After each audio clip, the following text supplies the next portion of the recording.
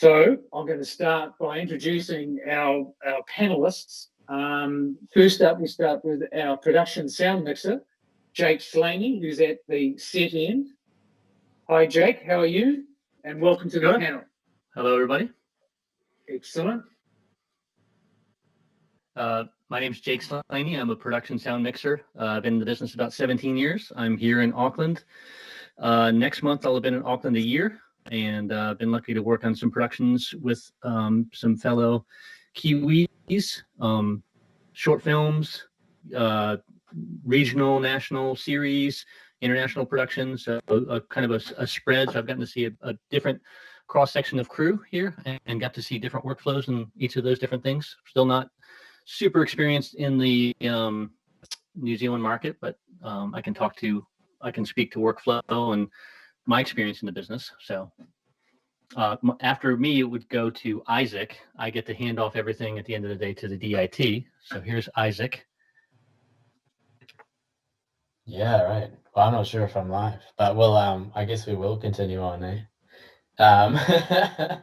My name's Isaac Spedding. I am John's back. I better check with John. I had no idea what happened there. So anyway, in midstream, I said we were going to have no difficulties, but here we are on a rock somewhere.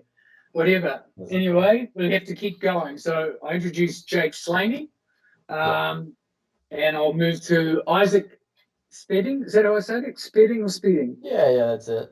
Speeding. The cops call me Speeding. Okay. Digital imaging technician. That's right.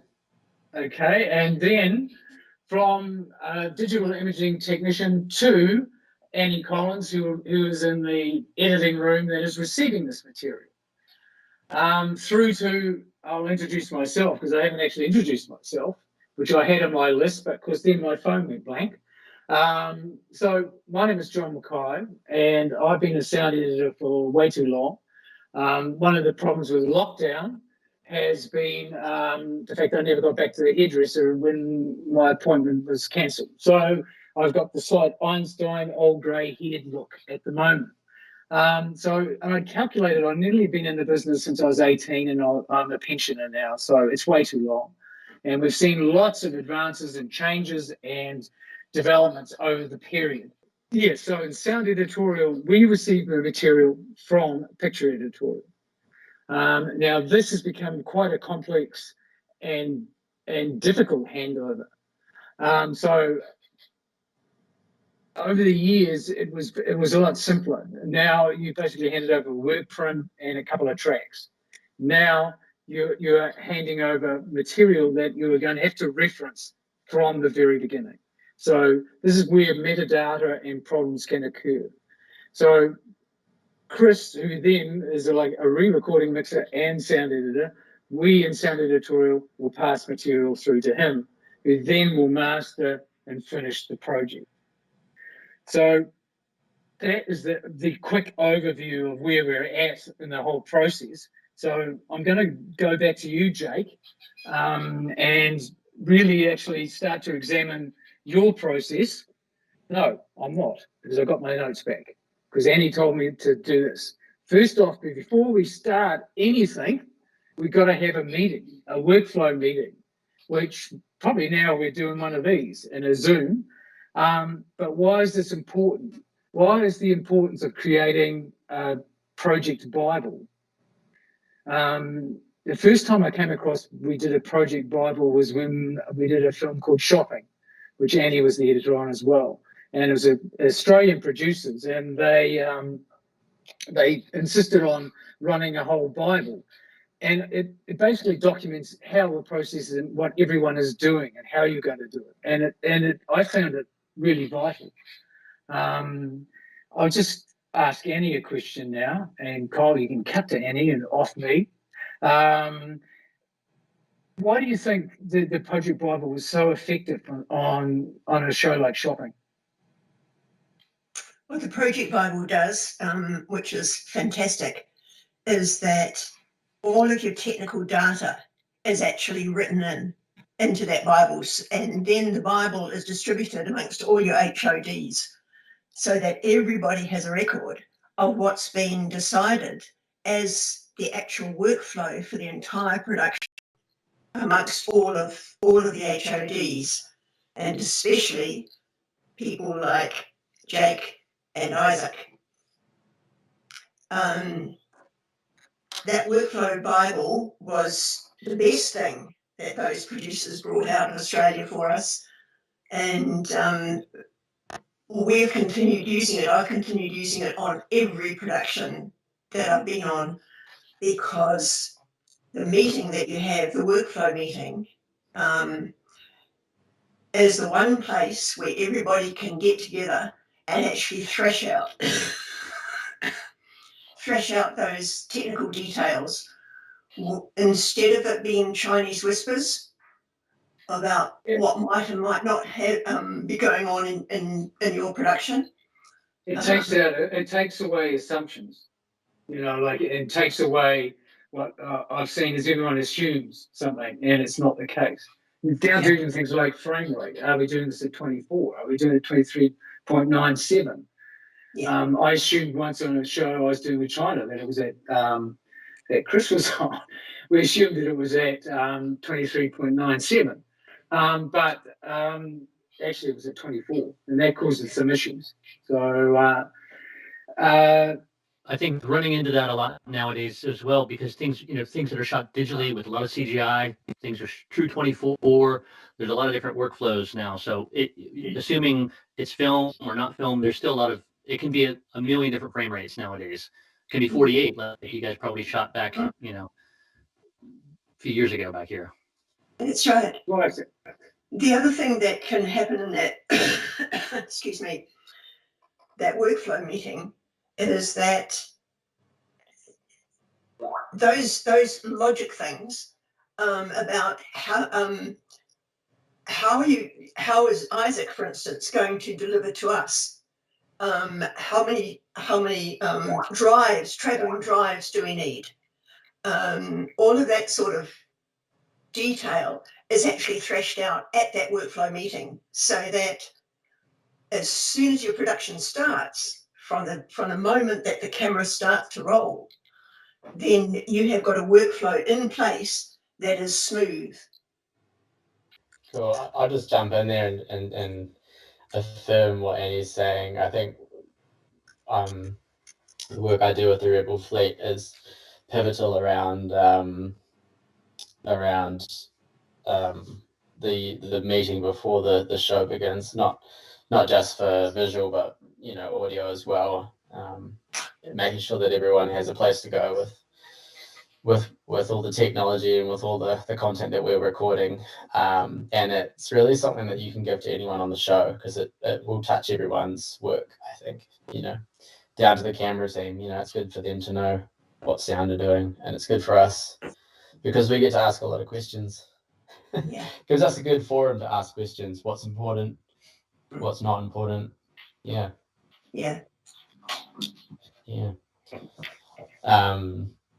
We're doing more and more of it these days, and I think it's becoming more and more important, because the future of not only vision but sound is definitely metadata driven, as you can probably imagine. And we, as a dailies kind of group, in essence, we're creating the new master files for audio as we produce the Avid DNX. And so it's important that we really understand what's coming through the channels, so that we can set up our pipeline. And once the pipeline's set up, it should be smooth sailing.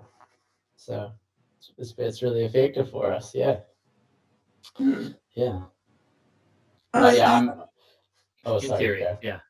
In theory, yeah. Part of why I'm here is I'm also very interested to hear from sound about your perception of what happens when it goes through us, because we know what we do to it, but we never really hear back from the likes of you, Chris.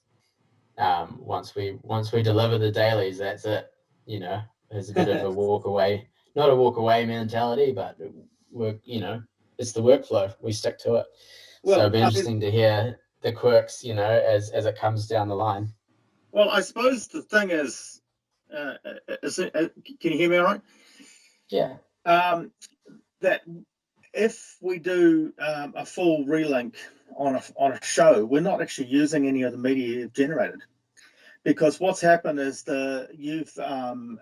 whatever you've ingested and sunk up and sent through to the editorial, what we ultimately get is an AAF or OMF that has some audio tracks that mostly, let's say it's either mix or camera sound, from which we will use Avid's field recorder workflow. We will expand and resync from the sound rushes. So ultimately what we're mixing off of is what's come from the sound cards. Now they probably go through your hands as well. But sometimes they come directly from the recordist. So that's basically the workflow. And it means that Annie doesn't have to handle, up to, some cases 16 channels of audio to cover every single ISO that's in the pod.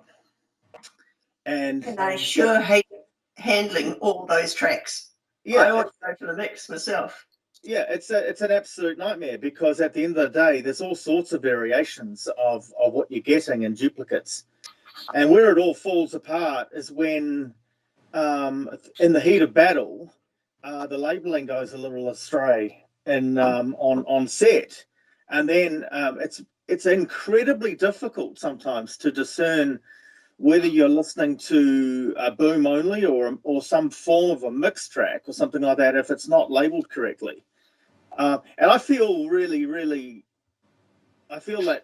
I wouldn't really want to trade places with guys like Jake, because, once upon a time, the production sound mixer would actually mix maybe a combo of booms onto channel 1 of a DAT and combo of radios onto channel 2, and away we go. That's what we got, right? Now you're wrangling, a couple of plant booms, a swung boom, your IFP, all of these other feeds, plus maybe up to 8 or 9 ISOs as well. And so yeah, anyway, that's like Andy said, when Andy receives that data, she doesn't want to have to deal with those tracks. But in the field, it's impossible to monitor 15, 16 tracks all the time. So you can solo up and spot check lavs and spot check plants and things like that. But yeah, I'm listening to the mix, because I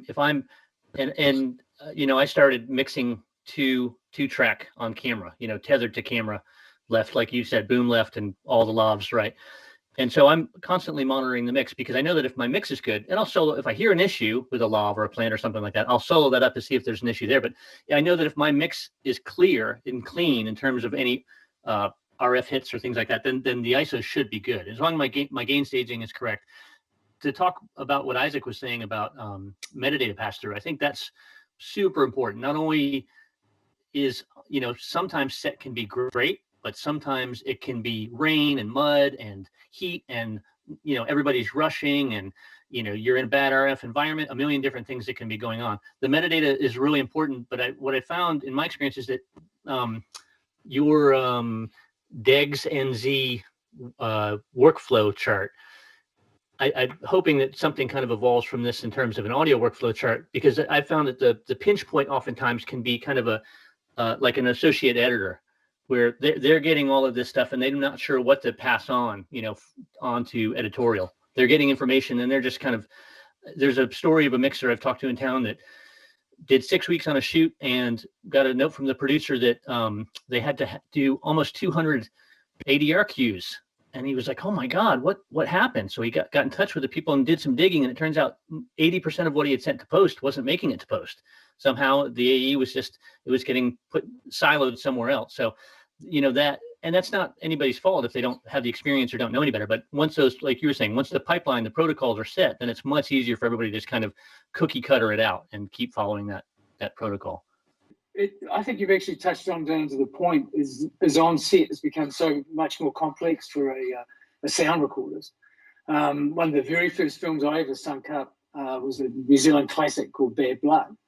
And that was recorded by Bob Allen, all to mono Nagra. and it was beautifully, he mixed it all live to one track, and that's what you dealt with. Now with all this, ISO track and all that separated, and that, as you say, mixed the actual mix track, because that's what all this combination is really going to get to. One thing I really want to go to is really to Isaac, because like DIT, this is a new job. How long has really DITs become, shall we say, part of this mix? Sure. Yeah, I think I'll divert into a different realm here a little bit. The history of the DIT came about because of digital cameras, and the need to manage the back end of what was digital on set. They came from CCU operators in television, so people would be able to control the color and focus and everything on a panel. And that became obviously important in film when film started going digital. I thought I would clarify a little bit around digital imaging in general, because it's a new role, but the department that kind of sits around digital imaging has developed into quite a complex beast. And so what I thought I'd show you is this little slide. I'll share my screen here. Chrome tab it. That works. If you can see this. Yeah. So it's a new department in film, and it's yet to be recognized officially. What we're talking about is the singular role of a digital imaging technician. As you can see here, there's an onset DIT. Now, if I was to add sound into the mix of this digital imaging field, the DIT doesn't usually touch sound or have sound in their workflow. So they're specifically there for imaging. So I just wanted to clarify that there's this large group of dailies operators here that work with the footage, and the DIT usually just caters to the visual image. So sound on set will usually be given to a data wrangler, and the data wrangler will back the sound up, usually from a CFast card or something similar, and that will go into our dailies software. Dailies operator will then work with sound syncing and getting the DIT's looks all matched up. Let's see, that's just an example of the other types of workflows that we're trying to explain to people. So this, just to give you an idea, and I just wanted to clarify it because I've been asked to come here as a DIT, but the reality is, when I asked my team at the Rebel Fleet how they manage sound, the response was basically that DITs have very little touch in the sound world, and it's really the data manager and the dailies operator that do deal with sound. Just to clarify that, the soundy will also send video. The soundy will also send audio to the QTake operator. Have you got me back? Let me just jump back in there. Yeah. So they'll also send sound to the QTake operator, and the QTake operator can create low resolution Avid proxies to be sent directly to editorial with that if immediates are being used, which is a kind of intermediary editing process. So I just wanted to clear up the workflow there. It's a new role, but really it's a new department, and it's a confusing first step in there. In terms, yes. I was just going to ask a question. So in terms of syncing up, where is that done now, Annie? You're asking me. I'm asking you. So who actually syncs it up now? Do you have an assistant who actually syncs it up? If it's a production that I'm on, I ask my first assistant to do the syncing of rushes. And because we can keep control of, we can keep control of the sync and the quality of syncing, and we can also keep control of the naming. of files, and that's pretty important because you've got things coming through like false claps, double claps, stuff like that, which if somebody is in the back of a truck and going hell for leather because there's stuff pouring off set for them to take care of, sometimes the wrong clap will be sunk up to. And so I just like that, to keep that in editorial, because we keep it So that's for quality control quality reasons. control. Yeah. Yeah, we do our own quality control. Because like I've come across some of these automatic syncing software, and it's not accurate. I've always felt, actually, since we left 35mm mag, everything hasn't been quite as accurate. But that's just being old school. That video that I've sent through to you, John, is probably a really great time to play. Right. Okay. That's our sound sync process. If you want to play it now. Okay. This is on Kyle, Set Dailies. This you is can the maybe have a play. chat. daily play the software of video. choice for me. And I'm going to open a clip in our training folder. This is a camera card that's come in. And we've already received the audio card from the sound operator on set. In the top here I've got my image, on the top left I've got my scene and take information, and down the bottom here I've got my clips. I'm just going to go up to the top left in regards to the sound, go into audio and click automatic TC sync. Is the audio file has populated the scene, the take, and it's given us the time code. Now if I hit Shift W, I can see the waveform.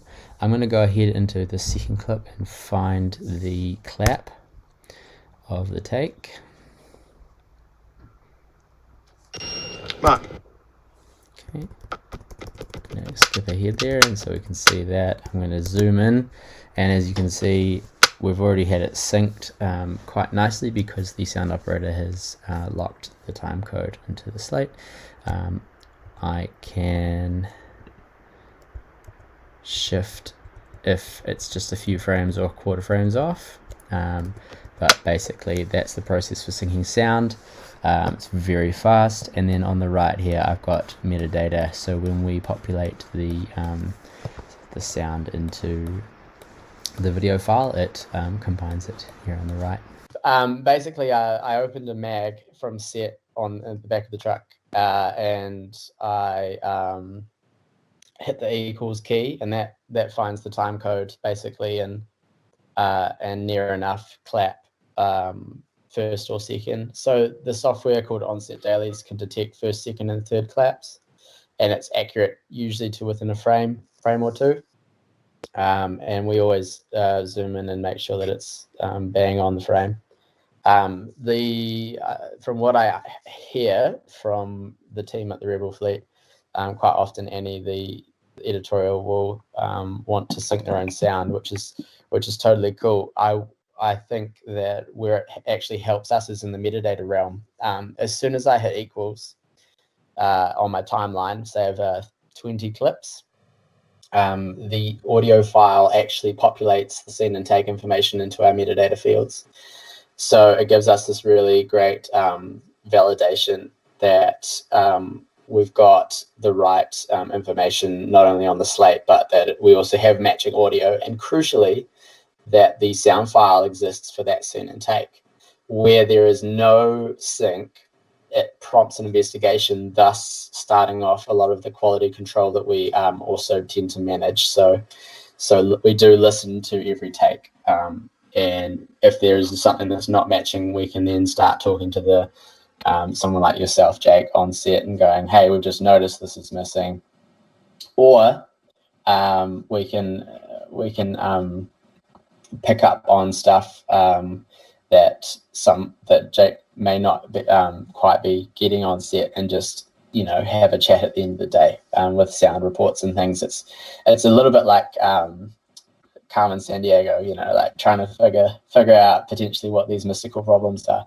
But I will say that like syncing sound in the dailies world, for us in the vision side of things, speeds the process up incredibly, because it gives us a validation that we've got all the information and it carries through. Yeah. Excellent. Thank you, Isaac. Yeah, I'll think Isn't I it- too on that, because I've just learned something. So that's really great. Thanks, Isaac. I'm learning heaps here. I don't know any of this shit. Anyway, I knew I was going to swear at one point. I thought I'd swear earlier. But anyway, it just shows really that you're creating. Is this because we're creating so much data these days?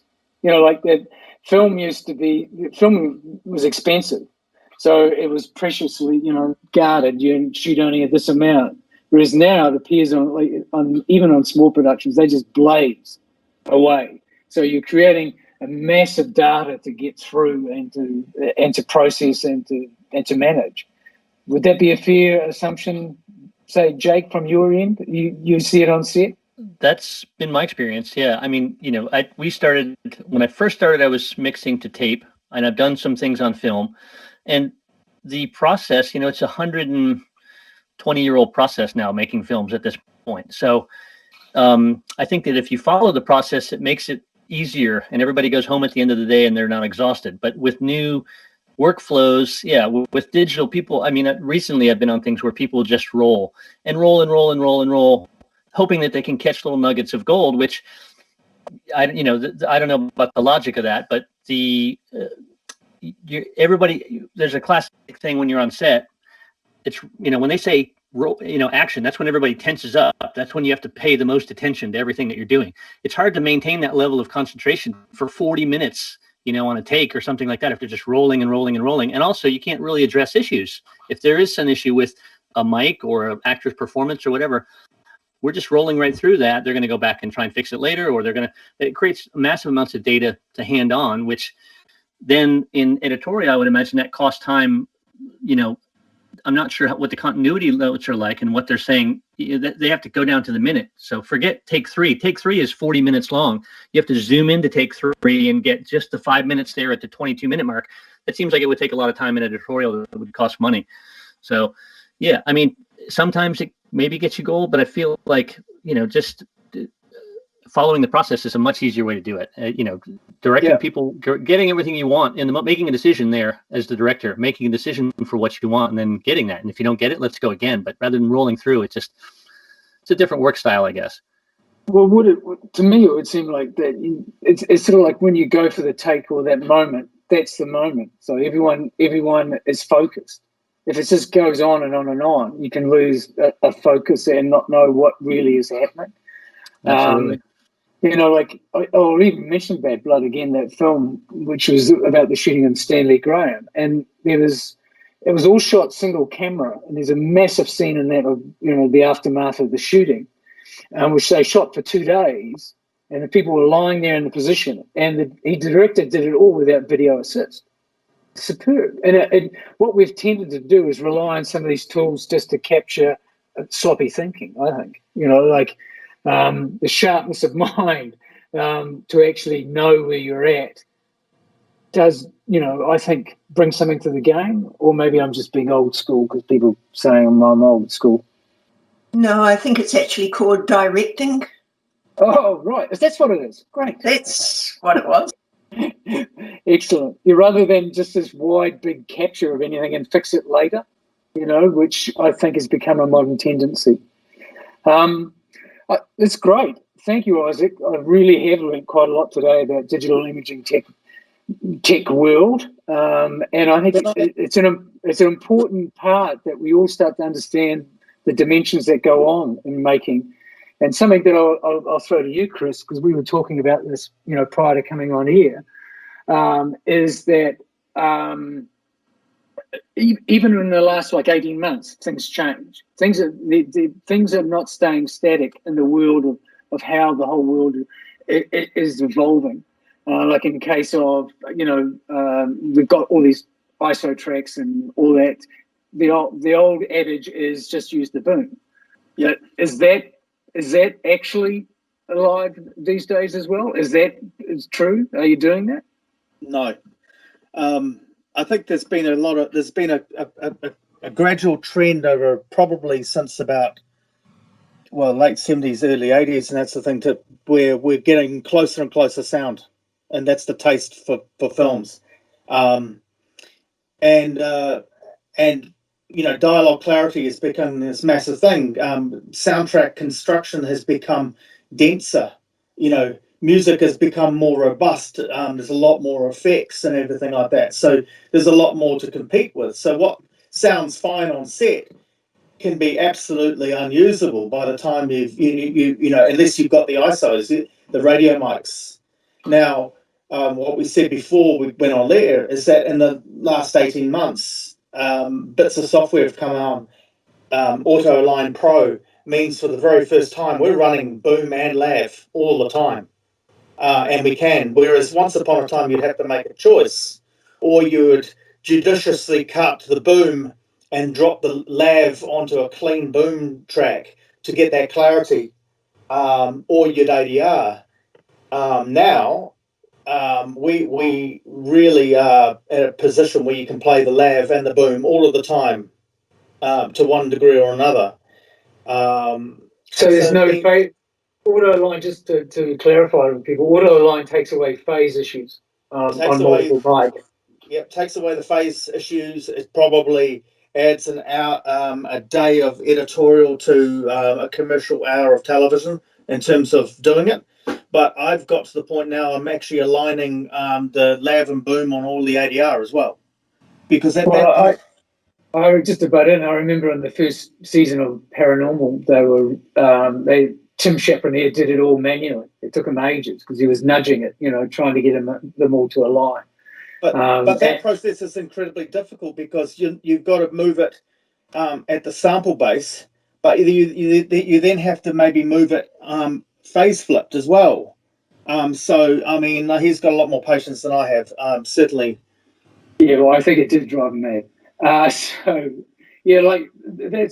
Advances in technology and software that enhance that process are great, and it means that, going right back to you, Jake, is that we are actually using all those combinations of stuff, that you are hearing there, that you are mixing as well. So I think that to make a comparison with Isaac and camera department is that, with the technology that we have now, and there's conversations about 32-bit floating and recorders and things like that, but the dynamic range that we have, the number of mics, the quality of mics that we have on set now, the post technology is getting to be able to utilize that. So it's like it's great if you have a 4K camera, but if you're editing in a proxy, you're not going to get that same, effect. You're not going to get all the resolution. It's the same, I think, with being able to utilize everything that they can get on set.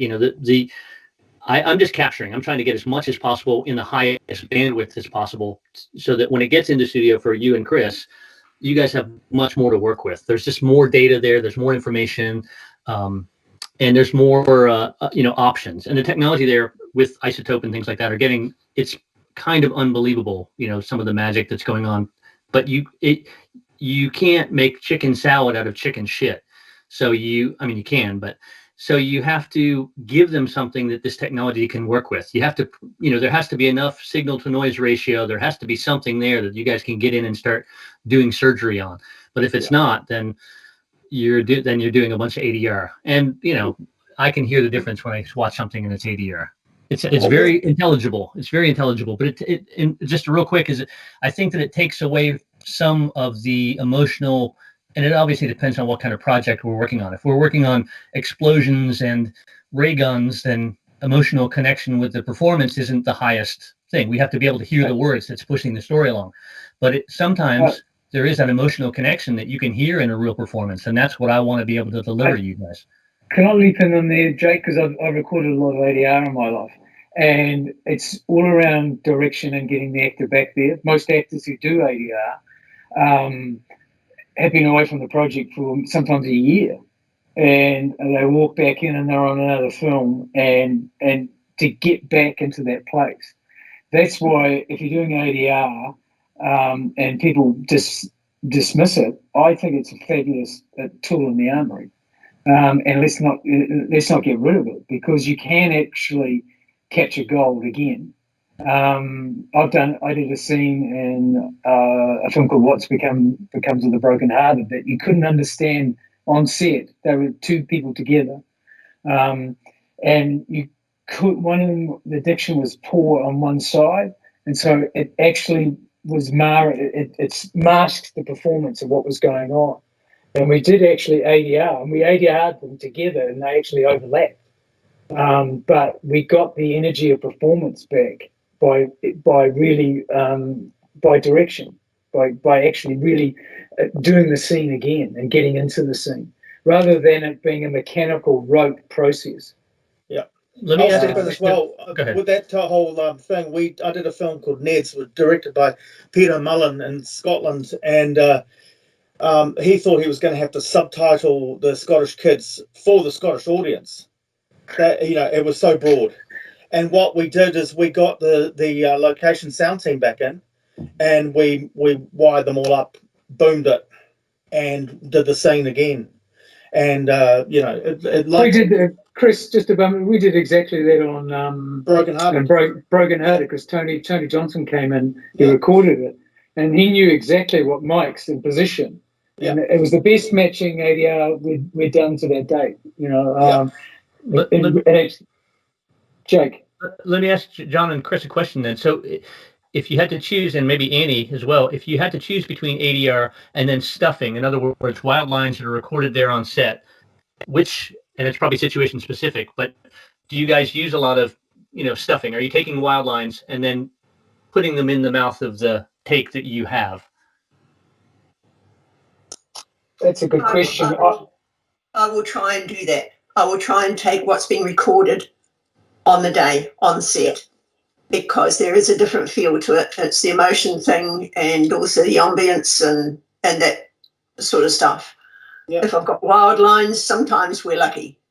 Yeah. But even wild lines won't give us what another take might give us.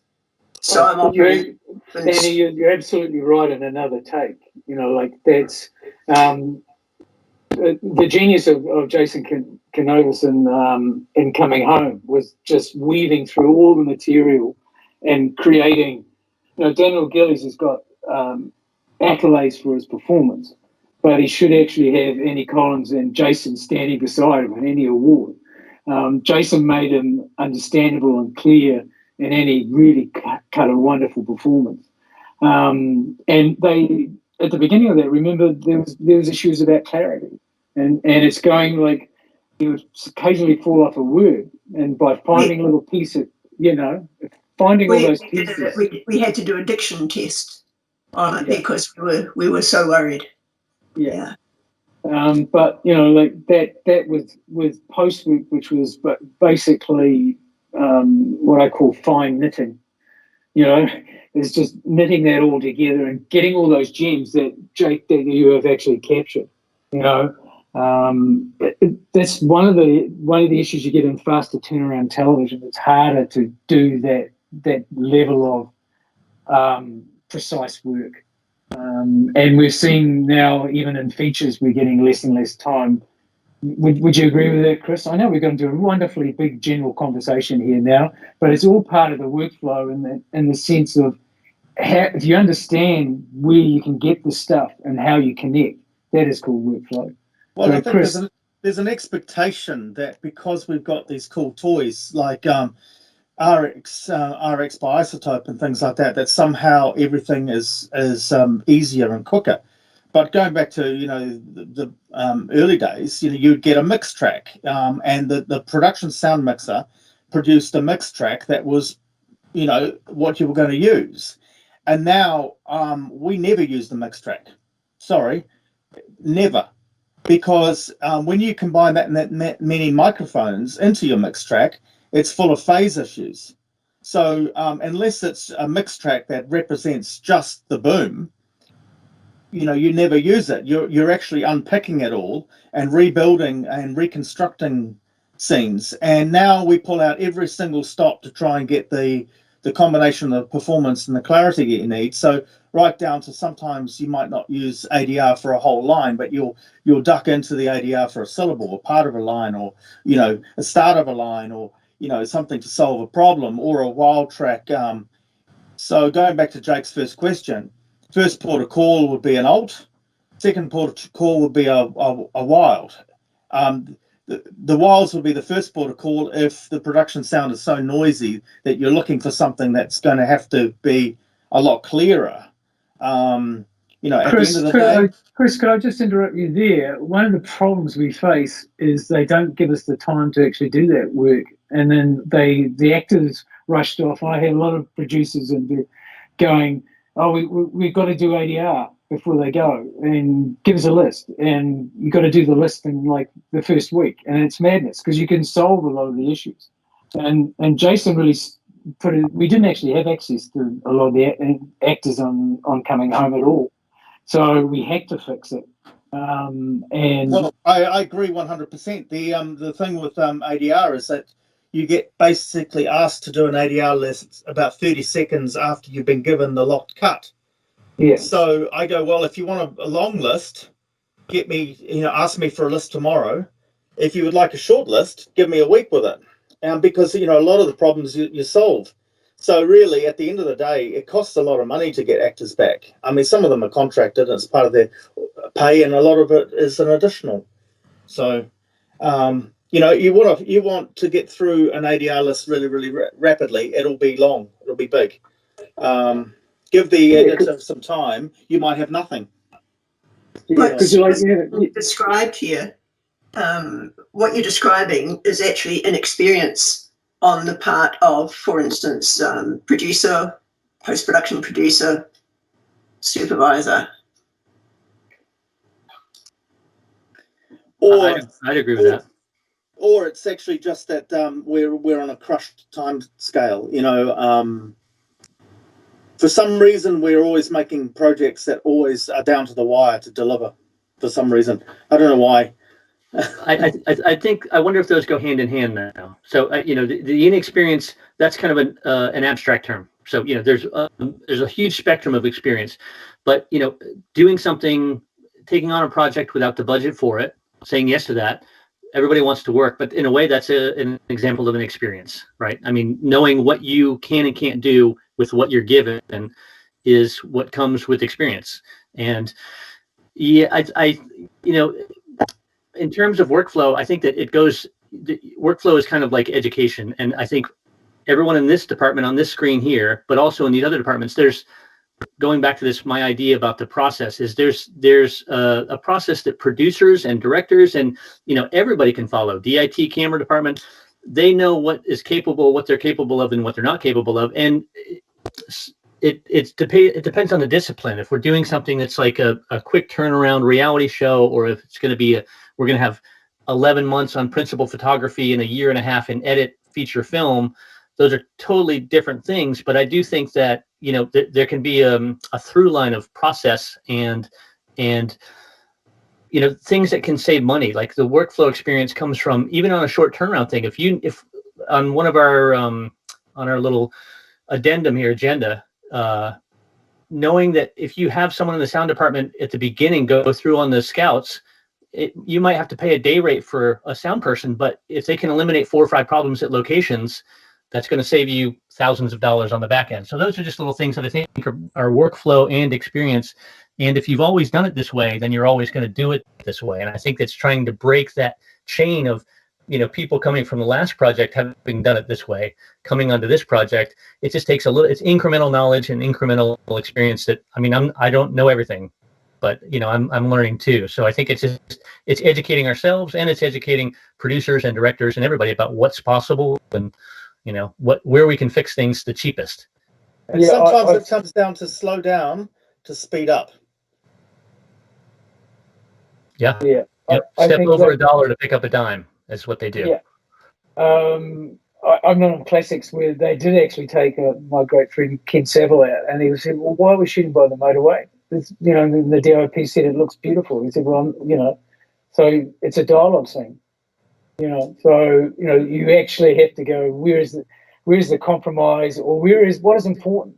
Do you want to make the actor do it all again, or what is the importance of the scene? What is the scene about? It's not about you can shoot maybe moving it a mile away just as well. So I think what we are looking at here in the whole workflow process is about how do you make a film a good film.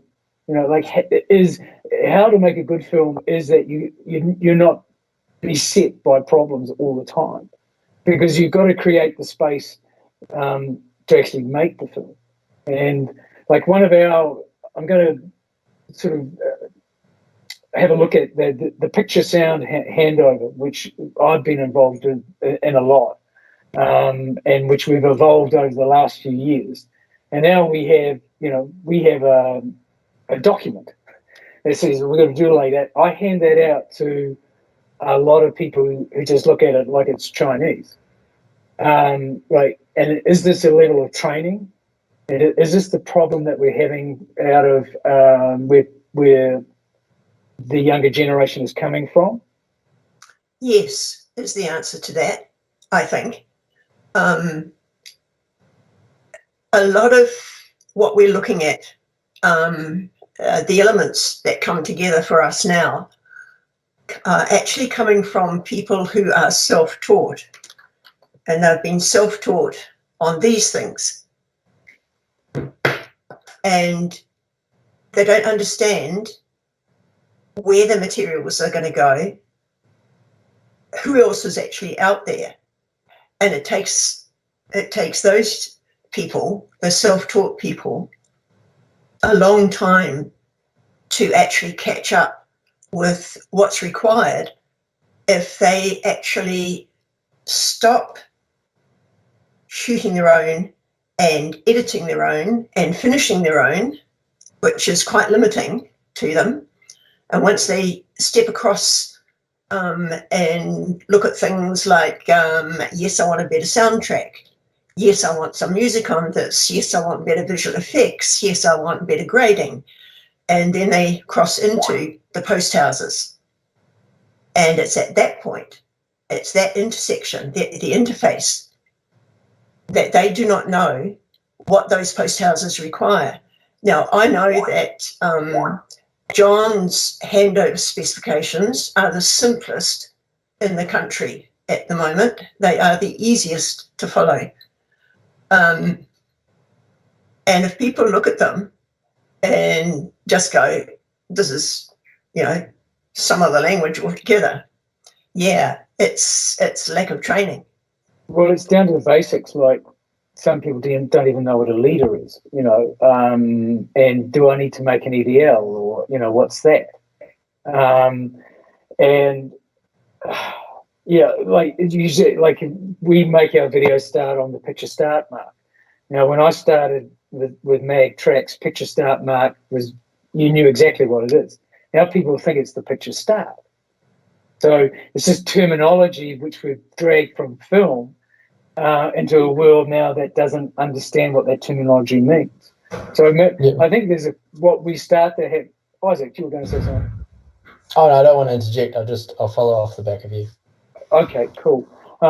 Because I think what we got to do is start to bend some of our rigid old school stuff and blend it into, okay, what does this really mean? Is this the most appropriate term even? Like a picture start mark is not really probably an appropriate term anymore, because it's related to the beginning of the countdown leader, which we all lined up all the mag tracks on, and the machines take 8 seconds to get up to speed. So that's a world that doesn't exist anymore. But I will tell you, the 2-pop will save you more times than ever. It is, I actually have another company called 2-Pop Limited, because the 2-Pop is the greatest thing on the planet. Because when you're going, hang on, is this track actually lining up here? Where is it ever? It's an oldie but a goodie. Would you agree with that, Mr. Sinclair? I'll add to that I want a tail pop too. Yeah, Because well, exactly. when you've got, for a lot of people, there different workflows. But if you shoot it and edit at 23.98, I've got to make it 24 at some point, which means I get another 24 play out. And whilst I trust the process and the maths, the ability to stuff it up is high, and a tail pop, all it does is it tells you we're still in sync, bro. We're good. Yay. Well, the other thing is now is that all our monitors and machinery we have to offset for sync, and video codecs have different sync values. So the screen is not actually in sync. So two pops and tail pops will tell you, oh, yes, I'm actually, when you start to go, am I in sync here? And you go to the end, bingo, and it's slightly out. You know you're out. You know, I've gone into mix it. I've gone into mixing. In terms of terminology, John, we're also losing a bit of a process with films because we're not dealing with reels generally anymore. So the concept of first frame of action, last frame of action for a reel, and then doing an overlap for the stitch together of these things is all gone now. So the terminology of what is the first frame of action and what is the last frame of action is being lost, as well as the picture start and the sync pop. What I'd like to say at this point involves the Workflow Best Practice Guide, which is sitting on the Directors and Editors Guild website. And you can go into the resources and you can download a head and tail leader in 23.97 or 24 or 25. Both head and tail leaders, academy leaders. So they're sitting there free. Fantastic. Go get them. Yeah, because like I got a leader, we had a leader the other day that seemed like it came out of the 20s. Like, I don't know where they found it on YouTube or whatever. So I think Kyle's actually put the workflow guide page up, Annie, so that people can actually get to it. And Annie's work in the workflow guide is fantastic. You know, it's a good, well, it's a guide. You know, and people do need a guide of like, what are the steps? And going back to when you were saying about the democratization of the tools, where people can actually do every last step themselves and pick up the software without really understanding, without why do I do this? And the reason we get stuffed handovers from picture to sound from some people is because they don't understand why they're doing it. There's not an understanding of why. Why is an EDL useful for you? Why is a picture EDL useful? It's useful in conforming programs for us, for example. So there's all reasons for why we're requesting this material. And the biggest one and the biggest problem that we've alluded to is like, for example, in Premiere Pro, when you do an AAF out of Premiere Pro, it remakes all the media. So you actually lose all the metadata. And if you want to spill multi-tracks, well, you know, good luck. So it's worse than that too, John, because it actually renames everything to the same name. So at no point do you know what the mix track is anymore. So if you trust the editor hasn't moved anything around, then you can probably guess your way through it. But in the heat of battle, an editor might have to find another track for that piece, or there's a duplicate bit of media, and then you're lost. Yeah. If I may hop in there. go, Isaac. Yeah, so I mean, this discussion is quite good because it's exactly what Michael Urban and I had at the beginning of when I kind of came on board as training and development manager with them, and it was this idea that, like, how do we teach people what we do? And it came down to, how do we teach people the film pipeline from start to finish? And I had a chat with a lot of people, in particular a group over in the US, the HPA, Hollywood Professional Association. And basically we've designed a little internship with 32 weeks, 1 or 2 days a week.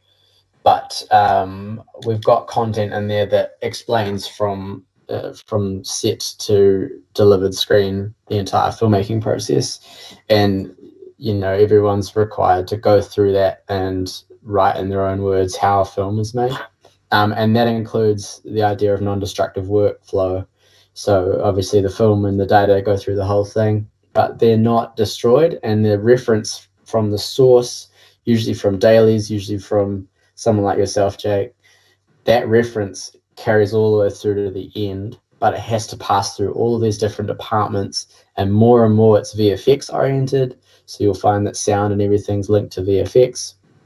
So the first thing that we are doing when we're training new people is we are getting them to understand the pipeline, because like you said, Danny, like unless you know the broad view, the big overview, you can sit down and like you can make your own peanut butter, but like manufacturing a peanut butter empire like Pix requires so many more steps.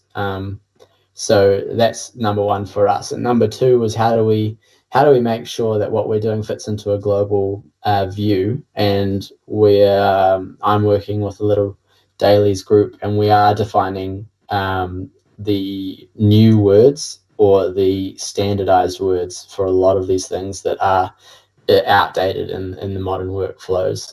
MOS is a great thing that we always encounter, where someone asks me what MOS means, and it has several meanings depending on what part of the world you're working in.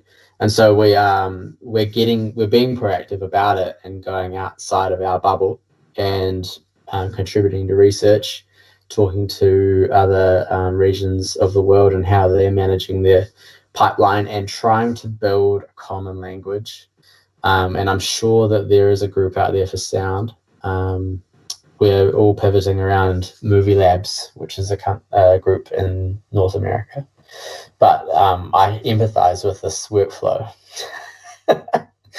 Yeah. Well, guys, we're on the hour. We are slated to go for another half hour. I've got a few questions. I'm having a look at the Q&A. There was one question for Isaac, is what do you think about Resolve to sync dailies? Yeah.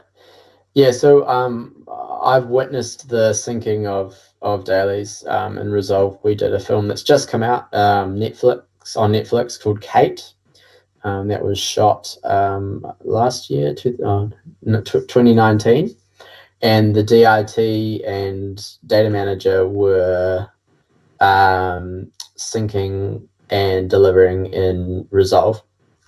I will say that it's possible, but it's not fast, and as far as I'm aware, Resolve strips the camera metadata in a similar way to Premiere. So you have a problem where you've kind of got to enter anything that you're wanting to send through to editorial in Resolve. And I noticed this because I was delivering dailies, and if they made mistakes, I'd have to go into Resolve and find like the metadata field and like type in the take name and adjust something and scroll around. And there's a reason why I dedicated dailies. Boring. This. Oh, mate. Yeah. The thing is, though, it's free, and it'll do. It's free, and it'll do that stuff. And it's Isaac, phenomenal. you raised a very important question here. As I know quite a large educational facility in the country, shall we say? I won't name them. Usually teaches its students Resolve, because are they getting it free? Don't want to pay an Avid license, and then they come out into the real world and to us, and they go, "Oh, you actually had someone say, oh, you probably use Avid. It's a bit old school, isn't it?" And you sort of go, "Hang on."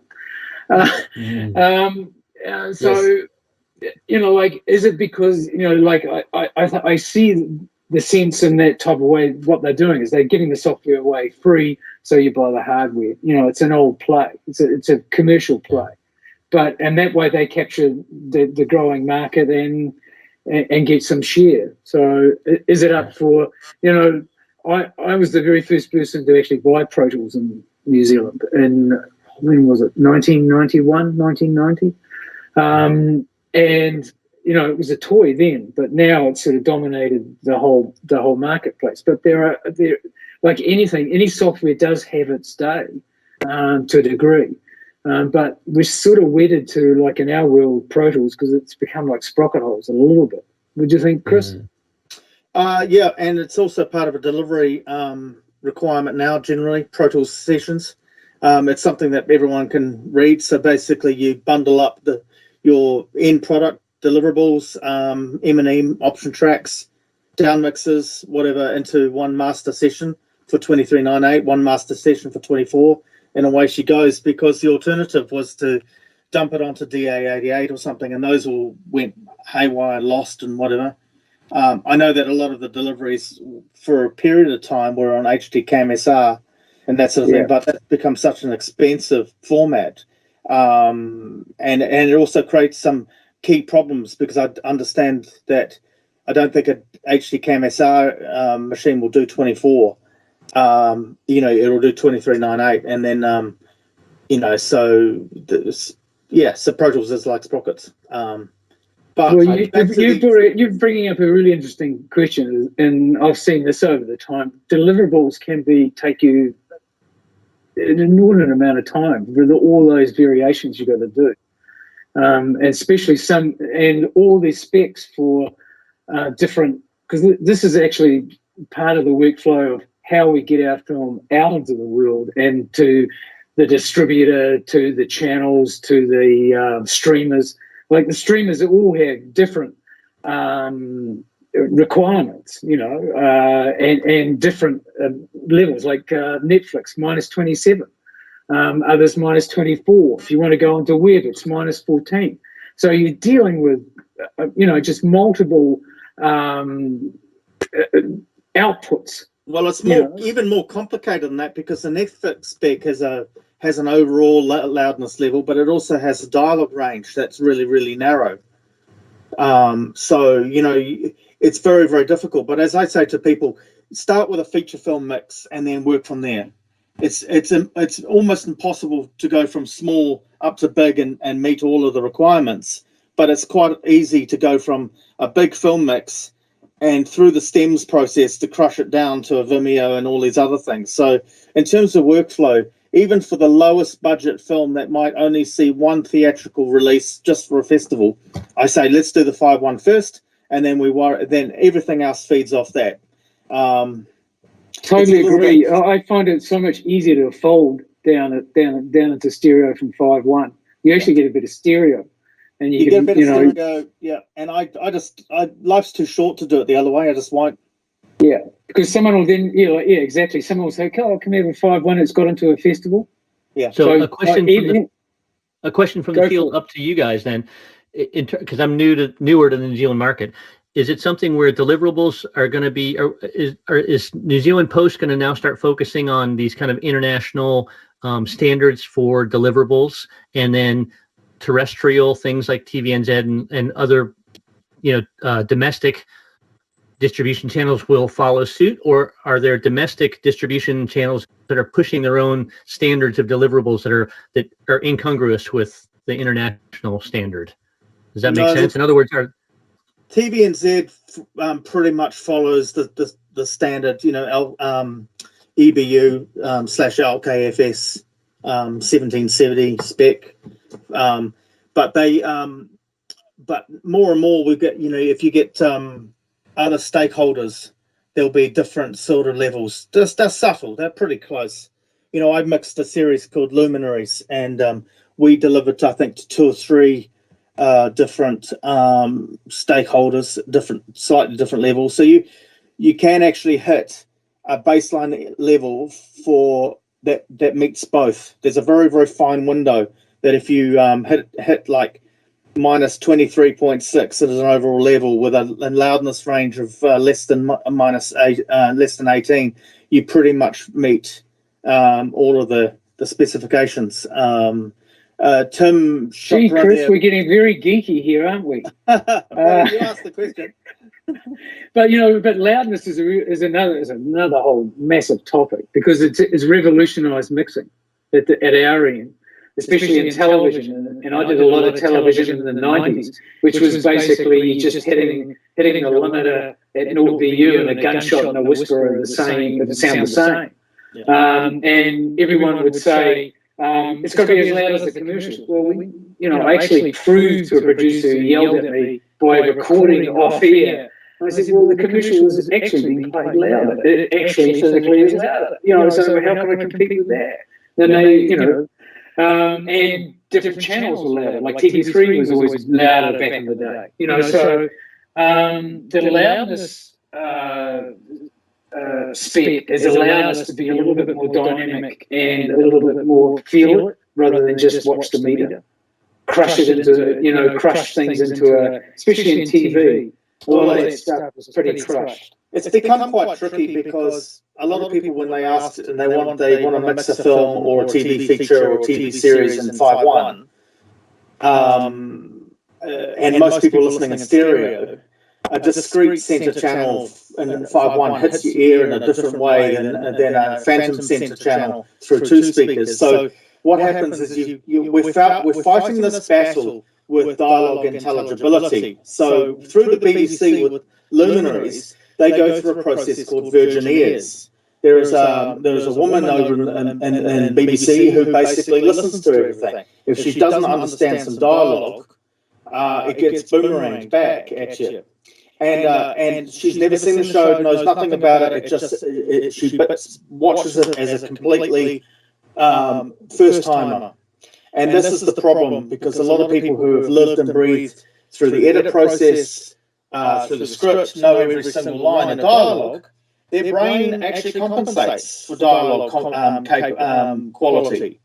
So to bring the whole background to Jake and that sort of thing, the one request that I've started to talk, quite a bit on social media about, do you guys at the location end actually know what we're using in sound now? Because once upon a time, I'm sure you'll agree, Jake, it would be like the boom 100% unless you can't live with it and you need the radios for the wide or something. And now we use the radios all of the time, in some cases. So there's a number of different ways we might use them with this auto line process. We might use a combination of the radios for dialogue clarity the whole time, because the boom will always sound a bit rounder and softer, but it doesn't punch through on a shitty speaker or against the rowdy music track and all the other stuff that's been put in. But often we'll use it as a way to step between the boom sound to ADR. By adding the radio in for a little bit, it takes your ear out of it, and you don't hear that jump in the same way. Sure. But I think a lot of people don't really realise on set now that it's no longer enough to really just cover a radio for one character in one sort of specific situation. That we really will use everything that you guys are able to record. Absolutely. I think that it gets down to the type of production as well. And one of the things I put in our agenda was coverage. So just like Annie would probably testify to this, is how you're going to build a scene visually has a lot to do with the direction and the storyline and whatever's going on emotionally. And the coverage for those things, I'm a big believer. I try and mix. I understand intelligibility, especially with the stuff that I watch now. It's they beat you over the head with the words, which is great. I mean, I'm not complaining to hear dialogue. That's what we all want to hear. But to me, dialogue, music, sound effects, everything should be its own work of art, and everything should sit proportionally in that scape, just like things do visually. The lead character, the background, all that stuff. So when I mix on set, I'm trying to mix for what I see. Now, when you're in a multi-camera situation, do I mix for the wide? Do I mix for C camera? Do I mix for B camera? What the hell am I mixing for? But generally, I try and mix for perspective. And it's important to know what type of shoot you're on and what type of coverage you're going to get. Because this, if I'm here, this should sound different than if I'm over there. It's just the way that our thousands of years of evolution, that's the way things should be. Is, somebody that's close, you want it to be very low endy. You want to hear proximity effect. You want to hear that intimacy. You want to hear mouth sound. You want to hear all that stuff. If they're over there, as long as I can understand the words, that's about it. So depending on what type of shoot you're on, depending on what the budget is and what the shoot schedule is like, it's going to determine, what I'm able to get to give you guys. I want to get everything I can on the boom all the time. Now, there are just shots and directors and shooting styles that's just not going to happen. So I want to get wires, obviously. But to me, it's all about, the advice I got years ago was it's all about signal to noise ratio. And that's not just about sound. That's about, your relationships with the producer and the director and everybody else post and in pre-production. Is the signal to noise ratio is, how much bullshit versus how much real truth is there. And as long as in the dialogue there's good signal to noise ratio, I think that, I can't speak as to what type of boom tracks you're getting and what shots you're getting those boom tracks on, but I know that the boom ops that I've been privileged to work with, they know when they can hear when they're giving me something that's going to be used or not be used. I mean, if it's a well-placed boom mic, sounds like milk. It sounds amazing. Yeah. And a great wire can sound good as well. But, to me, the thing about providing lav tracks to you guys is that sometimes it's like buying a lottery ticket. You can win the lottery and you can lose the lottery. With a boom, the chances of things going wrong are much smaller with the boom. I can mitigate those issues. Whereas a wire, if an actor does this, if an actor bends over, if it's bad wardrobe, or not bad wardrobe, but beautiful wardrobe, all of those things kind of make lavs a wild card sometimes. You can get a great sounding lav, but you can also get hosed. And also the thing with the boom is that not all booms are created equal. No. So, like there was a reasonably robust debate on the New Zealand Sound page, which was talking about specifically Sennheisers versus Schopes, for example. And people love their Schopes mics. I've got Schopes mics, but they're rubbish on set. I mean, they are, unless you get on that real close thing where they sound like the best thing ever. Yep. The Sennheisers have more reach. I'm not sure exactly why this is, but like, for example, if you have an MKH50 and a Schopes on the same boom pole, and you record them simultaneously, and you are at say 5 feet, I will use the Sennheiser. Sure. 100% of the time. Yep. Because, and also things like the Sankins sound quite dark. So you've got to brighten them so much. And when you brighten them, suddenly you've got a noise floor issue. So you take a perfectly clean boom track, you make it nice and crisp sounding so that it's the sound that people are expecting. And now you've got a hiss problem and you've got to stamp on it with cedar. Compare it to the Sennheiser, it just seems to work a lot better. So those are the problems that we've got. Absolutely. There's personal taste involved, but I would actually defer that, say, the mixer's taste, he's at the sharp end of it, where he's got to explain to the network why they can't hear that line of dialogue. So, because suddenly... It should be she as well. We've worked with really good female mixers. It's not a white male boys club, as we've seen a lot of posts. I apologise for the lazy language. Well, it's one of the missions of the guild is to be diverse and inclusive, and I'm very glad that our committee is split down the line.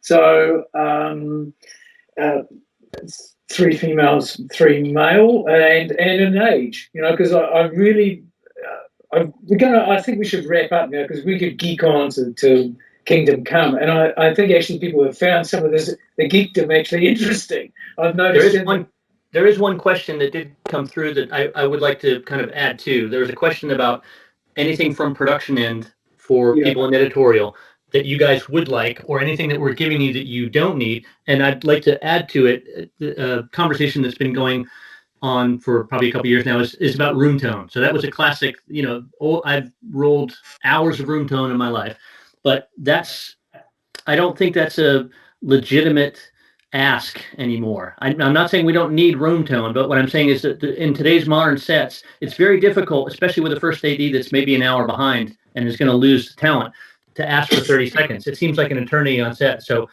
do you guys use room tone? And I'll just add that I found in my experience talking to the director of the first AD and saying, give me, before you say action, after we've slated, if you give me 3 seconds before you yell action, that's all the room tone will need.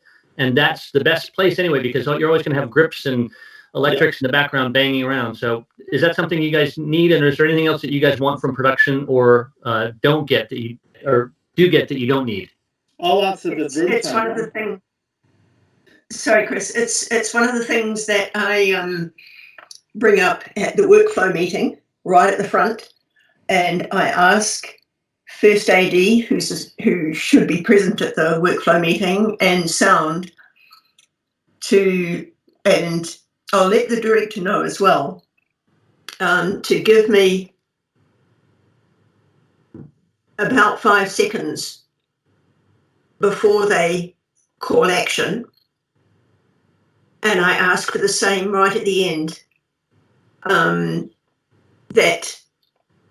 the director can indicate cut, but before they actually call a cut, to let 5 seconds roll, because that's where my room tone comes from, and it's essential because I'm often spacing delivery or whatever, you know how the thing goes, and I don't go for an overall, one sound fixes everything room tone through an entire scene. I will backfill just the whole. I think you're totally right, Annie, and I just don't think room tones in themselves don't ever seem to quite match for me. It's actually in the take. If you can get it out of the take, a fill out of the take, it always has been the way, even back when we didn't have any of the fancy things and we're doing it on mag. If you had that little piece, you could actually, transfer it again and fill it in, I think. Can I expand on that question, because the room tone thing, I'll answer that one. If you give me a room tone, You'll have to pay the streamer more money. but so I don't use room tones because RX and other things will capture that little 5 seconds and create something that's more credible. And also, if you're going to do room tone, then I want to have you record the lav as well, because you'll get a boom room tone, but you won't get the lav one, and they sound different. And that's an oversight. So you kind of go, well, sometimes the room tone's a nice idea, but it's more valuable to have, if you're going to have a room tone, you've got people sitting in the room in a restaurant scene or something like that, and they're not talking. Let's get 10 seconds of them just sitting there, because that's actually got motion on it, and it's not a dead tone. The other thing is, the one thing that we need more than anything else is anything that's really specific. You've got to record the car. That's got a particular thing. The amount of time you get problems with just not having coverage of a particular vehicle that we won't ever get again. And we used to record lots of vehicles, eh, John? When was the last time you got out to record a car? I mean, it's almost unheard of now. Shopping was the last time we recorded a car. It's just I could con Ken several into doing it. We get so little time to go and record things these days, with the turnaround, that those specific things need time allocated to them to record them. Especially if they're a narrative plot point. The old lemon car that's features in the thing needs to be recorded. And the best one I ever did, Chris, was in Crooked Earth. We actually got the vehicle wrangler, got all the cars, went back at night to the main location, and just re-recorded them in situ, and they fitted like a dream. We don't need waves. You often get wild tracks of waves, or sea or something, and it's like, man, I've got all of that, and we're going to rebuild it. But what we do need are those things that sound very, very particular, like a particular door, a particular gate, or a particular bathroom, or a particular, and the other problem we've got with handovers of deliveries is now the quality assurance on M&E tracks is about how close does it match the English mix. So you go and you've got a creaky old Mount Eden villa. You need to get some feet in there or something like that, because we will never match that on Foley. And that's the area where you'll get rejected on on an M&E if suddenly you go from beautiful, spacious, running down a corridor with dialogue, and we don't get it with without dialogue, and you then try and replicate it with Foley, it becomes a bit of a mare. So there'll always be something on a shoot that's quite particular, that sounds really, really cool. And if it's got dialogue in it, let's get a clean one. That's it. Excellent. Well, I think that's a really. Oh, Annie, just before Yeah. you wrap. I think again that when you have a producer on set or a first AD who is well experienced, they know that stuff, and they will make sure that that sort of thing comes to us. But such people are few and far between, and very often they don't actually come to us because they've been snaffled by big international productions. So their skill is lost to our local industry. So, and that's something that we're fighting all the time now. And I just wanted to say thank you to Isaac for especially your answer on Premiere and what was the other one? Resolve. Yeah. Yeah. Yeah, well, Okay. I'll just do a quick sign out for you, John, there, and just say that if anyone wants to know more about the dailies process, or go through our free training, we've got some free training. We'll talk about how sound works with dailies, or talk about things that really suck that, could be changed. Just email me, isaac@rebelfleet.co.nz, and that's for everyone watching as well. And the crucial thing I wanted to bring up just before we leave, though, is that although we are pivoting around Avid and we are pivoting around ALEs to transfer a lot of the metadata into the future, I'm aware that most teams still use 2018 Media Composer, and it's a lot of the media composers that have been used are beginning to be not supported by the hardware, and we're experiencing that as well with dailies, because we run high-end software, but we've got to create Avid bins. So something to think about is there's obviously a change in NLE coming, so I wouldn't rule out Resolve. I wouldn't rule out Premiere, but I would expect more companies to almost adopt the ALE standard and create something that's bigger and better, potentially. Yeah. Thanks. Excellent. I think, Isaac, that is a wonderful place to draw this conversation to a close. The future, as Joe Strummer said, the future is unwritten. So things will always change. We know that the rapid change of technology through, I know in my career, I started in 16mm black and white sprockets, actually on single system doing news. And the difference between that and now is light years. So thank you all for your time today. We got away to a bit of a shaky start. I think we got to the end okay. And it actually covered the workflow issue is really about the whole issue of how you make the whole thing. It's about the whole. And the more that we can make those transitional moments smooth, the better the whole will be. So on that note, thank you for your time today. And I think, Kyle, we can end the stream and we'll collapse in a heap here. Okay. Thank you, everyone. Thank you. Cheerio.